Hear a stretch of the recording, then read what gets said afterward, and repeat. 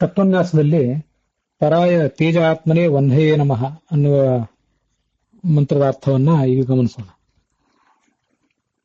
ಪರಮಾತ್ಮನಿಗೆ ತೇಜಸ್ ಅನ್ನುವ ಹೆಸರಿದೆ.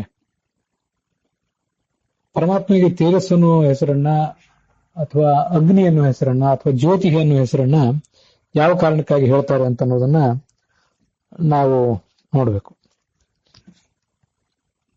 ಕೆಲವು ಕಡೆ ಜ್ಯೋತಿ ಅನ್ನುವ ಹೆಸರು, ಕೆಲವು ಕಡೆ ತೇಜ ಅನ್ನುವ ಹೆಸರು, ಇನ್ ಕೆಲವು ಕಡೆ ಅಗ್ನಿ ಅನ್ನುವ ಹೆಸರು ಕಂಡಿದೆ. ಆಕಾಶವಾಯುಗಳನ್ನು ನೋಡಿದ್ದೇವೆ. ಮುಂದೆ ಬರುವಂತದ್ದು ಅಗ್ನಿ ಅನ್ನುವ ಹೆಸರು.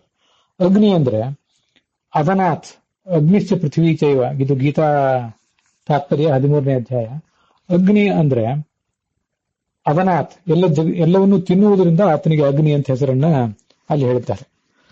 ತಂತ್ರಸಾರದಲ್ಲಿ 3ನೇ ಅಧ್ಯಾಯದಲ್ಲಿ ಅದರ ಅರ್ಥ ವಿವರಣೆ ನಮಗೇನು ಕಂಡು ಬರೋದಿಲ್ಲ. ಛಾಂದೋಗ್ಯ ಭಾಷ್ಯ 3ನೇ ಅಧ್ಯಾಯ, ರಮಾದೇವಿ ಭಗವಂತನ ಬಾಹುಗಳನ್ನು ಉಪಾಸಿಸಿದ ಒಂದು ಪ್ರಕರಣ. ಸಹ ಅಗ್ನಿನಾಮ ಪರಹ ವನ್ಹೋ ಅತ್ತಿ ಸರ್ವಂ ಹುತೋ ಯಥೋ ಹುತಂ, ತನ್ನಲ್ಲಿ ಹೋಮಿಸಿದ್ದೆಲ್ಲವನ್ನೂ ಆತ ತಿಂದು ಮುಗಿಸುವುದರಿಂದ ಆತನಿಗೆ ಅಗ್ನಿ ಶಬ್ದ ವಾಚ್ಯತ್ವವನ್ನು ಅಲ್ಲಿ ವರ್ಣನೆ ಮಾಡಿದ್ದಾರೆ. ಅಗ್ನಿಶ್ಚ ಅಪಿ ಅಂಗನೇತೃತಃ ಅಂತ ಅದೇ ಛಾಂದೋಗ್ಯದ 4ನೇ ಅಧ್ಯಾಯದಲ್ಲಿ ಮತ್ತೊಂದು ಕಡೆ ತನ್ನ ಅಂಗವನಿಸಿದ, ಈ ಜಗತ್ತಿನ ನೇತಾ ಆತ ಆದ್ರಿಂದ ಆತನಿಗೆ ಅಂಗ ನೇತೃತ್ವವನ್ನು ನಿಮಿತ್ತವನ್ನಾಗಿಟ್ಕೊಂಡು ಅಗ್ನಿ ಶಬ್ದವಾಚ್ಯತ್ವವನ್ನು ಪ್ರತಿಪಾದನೆ ಮಾಡಿದ್ದಾರೆ. ಸ ಆತ್ಮ ಸರ್ವಲೋಕಾನಾಂ ಚತುರೂಪೋ ಜನಾರ್ದನ ತಸ್ಯ ಬ್ರಹ್ಮಾದಯೋ ದೇವಾಹ ಅಂಗಮಾಗಂತುಕತ್ವತಃ ಅಂತ ತೈತರಿ ಉಪನಿಷತ್ನಲ್ಲಿ ಬರುವಂತೆ ಜಗತ್ತು ಆತನ ಅಂಗ, ಜಗತ್ತಿಗೆ ಆತ ಆತ್ಮ. ಜಗತ್ತು ಆತನಿಗೆ ಅಂಗ ಯಾಕೆಂದ್ರೆ ಅವನಿಂದ ಅದು ಜನ್ಯವಾದ್ದರಿಂದ, ಅದು ಅವನ ಪರಿವಾರ ಅಂತ ತನ್ನಿಂದ ಜನ್ಯವಾದ ತನ್ನ ಪರಿವಾರವೇ ಆದ ಆ ಜಗತ್ತನ್ನು ಮುನ್ನಡೆಸುವವನಾದ್ರಿಂದ ಅವನಿಗೆ ಅಂಗನೇತ್ರ ಅನ್ನುವ ಶಬ್ದವನ್ನ ಪ್ರಯೋಗ ಮಾಡಿದ್ದಾರೆ.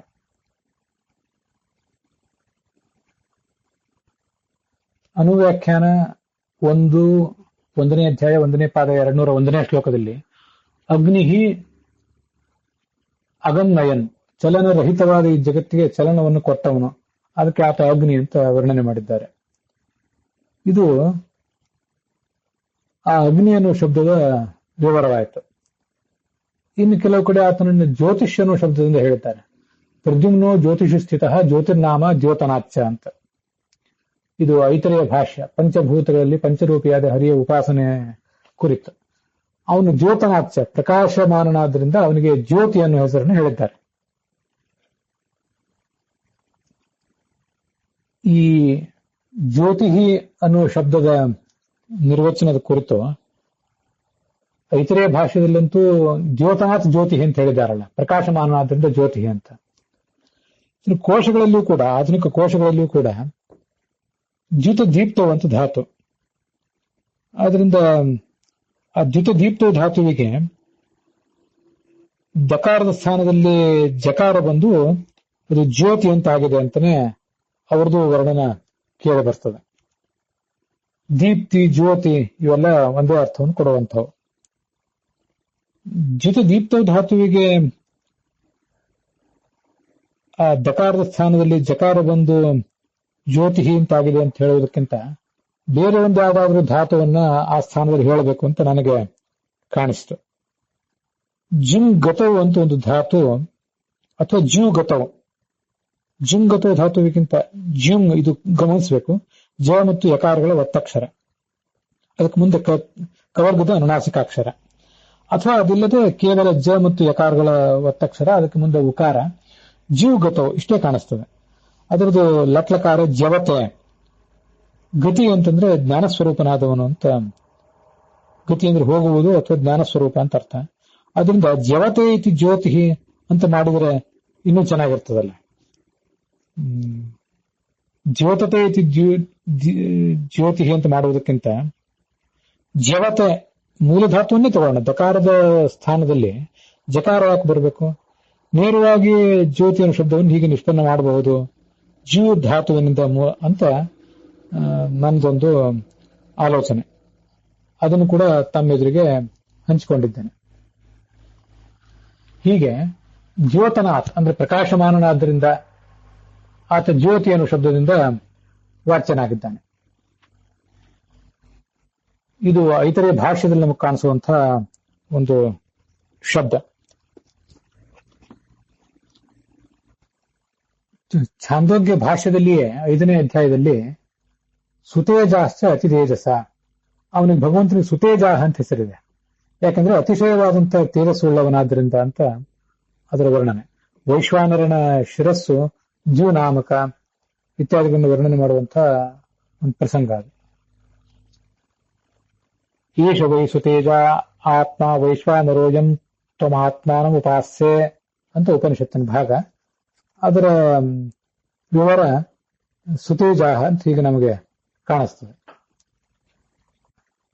ಛಾಂದೋಗ್ಯ ಭಾಷ್ಯದಲ್ಲಿಯೇ 6ನೇ ಅಧ್ಯಾಯದಲ್ಲಿ ಪರಮಾತ್ಮನಿಂದ ಆದಿ ಸೃಷ್ಟಿಯನ್ನು ವರ್ಣನೆ ಮಾಡುವಂತಹ ಪ್ರಸಂಗ ಅದು. ಆ ಕಾರಣದಲ್ಲಿ ಆ ಭಾಗದಲ್ಲಿ ಸಹ ಅಸೃಜತ ಪ್ರಥಮಂ ದೇವೀಂ ತೇಜ ಆಖ್ಯಾಂ ಶ್ರಿಯಂ ಸತೀಂ ತತೆ ಸ್ಥಿತೇನ ರೂಪೇಣ ಸಾ ಅಜೈವ ಹಿ ಯತಃ ಸದಾ ತೇಜ ಇತ್ಯುಚ್ಯತೆ ತಸ್ಮಾತ್ ಜನೇರ್ವಾ ತತಯೇವತು ಯದಸ್ಯಾಹ ಸೃಷ್ಟಿಕೃದ್ರೂಪಂ ವಿದ್ಯಾಖ್ಯಂ ಜಾಯತೆ ಹರೇಹೆ ಅಂತ ಭಾಷ್ಯದ ಭಾಗ ಇದೆ. ಲಕ್ಷ್ಮೀದೇವಿ ತೇಜಸ್ಸೆಂಬ ರೂಪವುಳ್ಳವಳು. ಅವಳನ್ನ ಮೊದಲು ಸೃಷ್ಟಿಸಿದ. ತದೈಕ್ಷಿತ ಬಹುಸ್ಯಾಂ ಪ್ರಜಾಯೇಯ, ಇದು ಉಪನಿಷತ್ತಿನ ಭಾಗ. ನಾನು ಬಹುರೂಪವನ್ನು ತಾಳಬೇಕು ಅಂತ ಅಪೇಕ್ಷೆ ಪಟ್ಟ.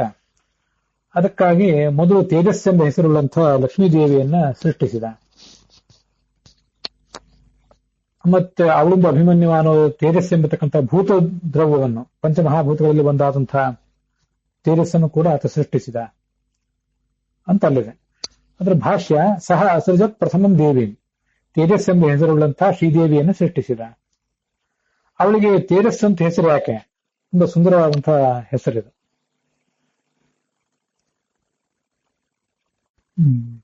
ತಥೇ ಸ್ಥಿತಿಯನ್ನು ರೂಪೇಣ ಸಾ ಅಜ, ಅಲ್ಲಿ ತೇಜ ಎಂಬಲ್ಲಿ ತ ಮತ್ತು ಅಜ ಅಂತ ಎರಡಿವೆ. ಅಜ ಅಂದ್ರೆ ನಾಶರಹಿತಳು ಅಂತ ಅದಕ್ಕರ್ಥ.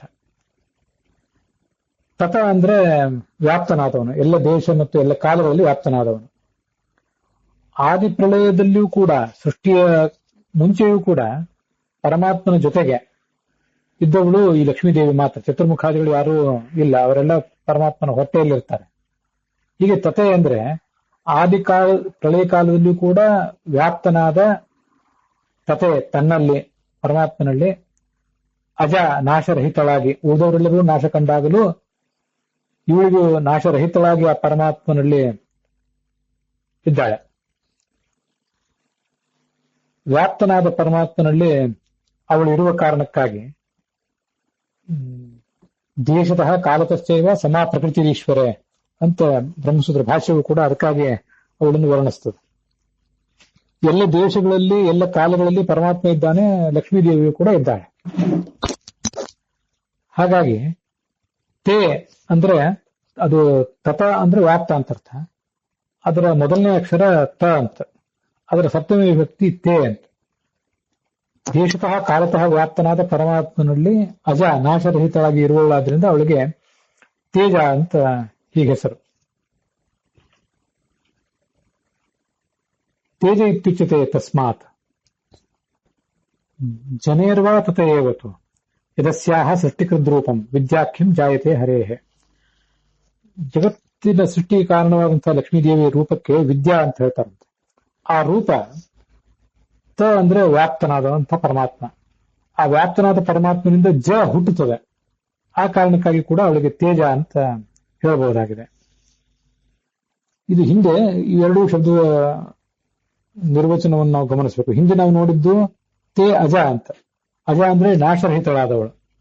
ಸಾ ಅಜ ಇವ, ನಾಶರಹಿತಳಾದ್ರೂ ಕೂಡ ಪರಮಾತ್ಮನ ಜೊತೆಗೆ ಸರ್ವದೇಶ ಸರ್ವಕಾಲದಲ್ಲಿ ಇದ್ದಾಳೆ.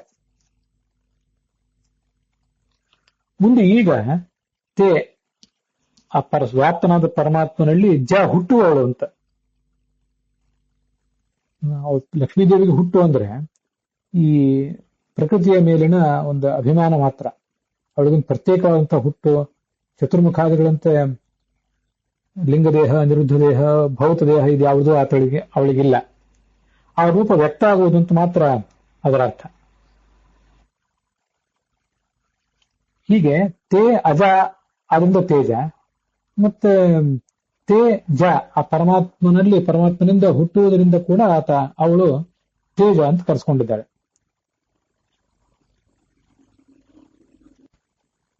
ಹೀಗೆ ಲಕ್ಷ್ಮೀದೇವಿಯನ್ನ ತೇಜ ಎಂಬ ಶಬ್ದದಿಂದ ನಾವು ಕರೆದ ಮೇಲೆ ಪರಮಾತ್ಮನೂ ಕೂಡ ಅವಳ ಅಂತರ್ಗತನಾದಂತಹ ಪರಮಾತ್ಮನ ಸ್ತ್ರೀ ರೂಪವೂ ಕೂಡ ತೇಜ ಎಂಬ ಶಬ್ದದಿಂದ ಅದೇ ಕಾರಣದಿಂದಲೇ ವಾಚ್ಯ ಆಗ್ತದೆ.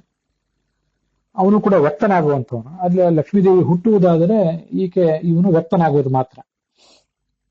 ಹೀಗೆ ಪರಮಾತ್ಮನೇ ಅಗ್ನಿ, ಜ್ಯೋತಿ ಮತ್ತು ತೇಜ ಎಂಬ ಶಬ್ದದಿಂದ ವಾಚ್ಯನಾಗಿದ್ದಾನೆ. ನಮಗೆ ಈಗ ಗೊತ್ತಿರುವಂತೆ ತೇಜ, ತೇಜಸಿ, ತೇಜಾಂಸಿ ಅಂತ ಸಕಾರಾಂತವಾದಂಥ ಶಬ್ದ ಇದೆ. ಚಾಂದೋಗ್ಯ ಉಪನಿಷತ್ತಿನ ಈ 6ನೇ ಅಧ್ಯಾಯವನ್ನು ಗಮನಿಸಿದರೆ ತೇ ಅಜ ಹೀಗೂ ಕೂಡ ಹೇಳ್ಬೋದೇನು, ತೇಜ, ತೇಜೆ, ತೇಜಾಹ ಅಂತ ಆಕಾರಾಂತವಾಗಿ ಕೂಡ ಆ ಶಬ್ದವನ್ನು ನಾವು ಪ್ರಯೋಗಿಸಬಹುದು. ಆ ಲಕ್ಷ್ಮೀದೇವಿಯನ್ನಾಗಲಿ ಪರಮಾತ್ಮನನ್ನಾಗಲಿ ತೇಜ ಅಂತ ಆಕಾರಾಂತವಾಗಿ ಕೂಡ ಕರೀಬಹುದು ಅಂತ ನನಗೊಂದು ಕಾಣಿಸ್ತಾ ಇದೆ. ಇದನ್ನು ನಾವು ಸ್ತ್ರೀಯರಿಗೆ ಇಡ್ಲಿಕ್ಕೆ ತುಂಬಾ ಸುಂದರವಾದಂಥ ಒಂದು ಹೆಸರು ಕೂಡ ಇದೆ. ತೇಜಸ್ವಿನಿ ಅಂತ ಹೆಸರು ಇರ್ತದೆ. ಅದರ ಜೊತೆಗೆ ತುಂಬಾ ಸರಳವಾದಂತಹ 2 ಅಕ್ಷರಗಳಿಂದ ಕೂಡಿದಂತಹ ಒಂದು ಶಬ್ದ ಇದು. ತೇಜ ಅಂತ ಆಕಾರಾಂತವಾದ ಶಬ್ದ. ಹೀಗೆ ತೇಜ ಶಬ್ದವನ್ನು ಆಕಾರಾಂತವಾಗಿಯೂ ಕೂಡ ಬಳಸಬಹುದು ಅಂತ ನಾನೇನು ಅಭಿಪ್ರಾಯ ವ್ಯಕ್ತ ಮಾಡಿದ್ದೇನೆ. ಇದರ ಬಗ್ಗೆ ವಿದ್ವಾಂಸರಾದವರು ತಮ್ಮ ಅಭಿಪ್ರಾಯವನ್ನ ತಿಳಿಸಬೇಕು. ಇದಿಷ್ಟು ಒಟ್ಟಾರೆ ಆ ತೇಜಸ್ ಶಬ್ದದ ಒಂದು ವಿವರ. ಅದನ್ನು ಇಲ್ಲಿ ನಾವು ನೋಡಿ ಮುಗಿಸಿದ್ದೇವೆ.